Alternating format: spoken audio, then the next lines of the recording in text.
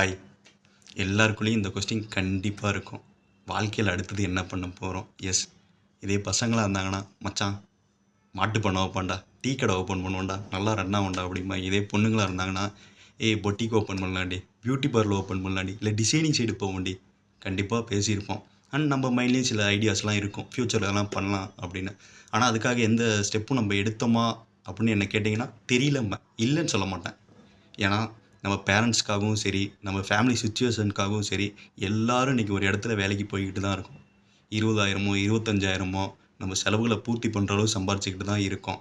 S, ஆனால் நம்ம ட்ரீம்ஸ்க்காக நம்ம எல்லோரும் இப்போ ஈஸியாக பண்ணக்கூடிய ஒரு விஷயம்னா கம்யூனிகேஷனை பில்ட் பண்ணுறது. எஸ், கம்யூனிகேஷனை பில்ட் பண்ணுறதுன்னொன்னே உடனே இங்கிலீஷில் தான் நல்லா பேசுகிறது அதான் கம்யூனிகேஷன் அப்படிலாம் கிடையவே கிடையாது. ஒரு நல்ல ஒரு இப்போ ஃபார் எக்ஸாம்பிள் நீங்கள் எடுத்துக்கிட்டிங்கன்னா, இப்போ பசங்களாம் சேர்ந்து ட்ரிப்பு போவாங்க பார்த்தீங்களா, அதில் ஒரு பையன் தான் எல்லாத்துக்கும் எஃபர்ட் போடுவான்.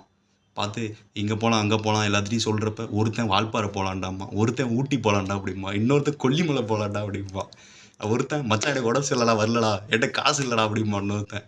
அதெல்லாம் தாண்டி எல்லாத்தையும் யூனிட்டியாக சேர்த்து ஆர்கனைஸ் பண்ணி ஒரு இடத்துக்கு போயிட்டு வராங்கல்ல, அதுவே நல்ல ஒரு கம்யூனிகேஷன் தான் எனக்கு கேட்டால்.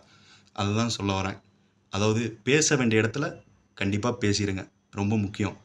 If you build communication today, communication will build you tomorrow. Bye.